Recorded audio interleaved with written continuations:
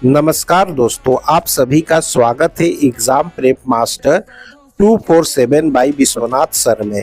आज हम class 10th biology के बहुत ही महत्वपूर्ण चैप्टर लाइफ प्रोसेस के अंतर्गत ह्यूमन डाइजेस्टिव सिस्टम यानी पाचन तंत्र को एकदम आसान भाषा में समझेंगे।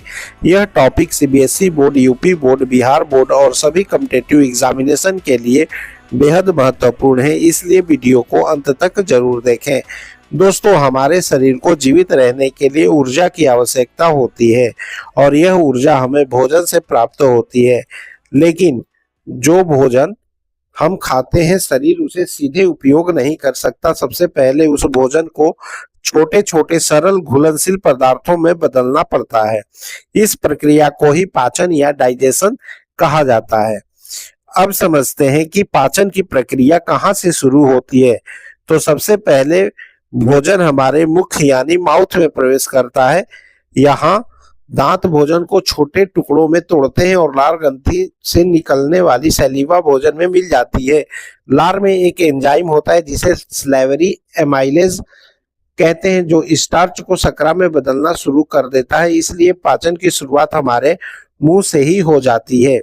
इसके बाद भोजन ग्रास नली यानी ओसोफेगस से होते हुए अमाशय यानी स्टमक में पहुंचता है।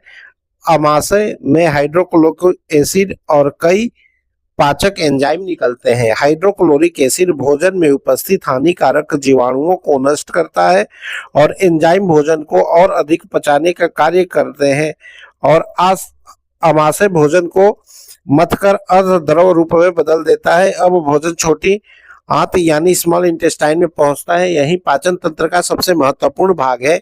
यहाँ यकृत यानी लीवर से निकलने वाला पित्त रस और अग्नाशय यानी पैनक्रियास से निकलने वाले एंजाइम भोजन को पूरी तरीके से पचा देते हैं।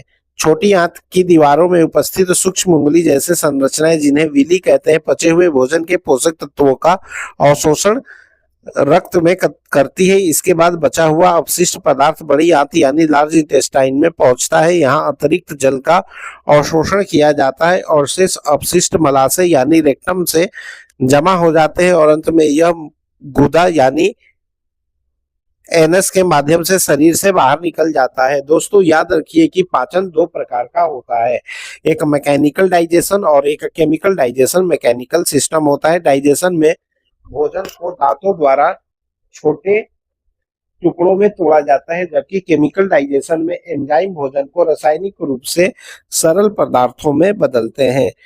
अब एक महत्वपूर्ण तथ्य समझ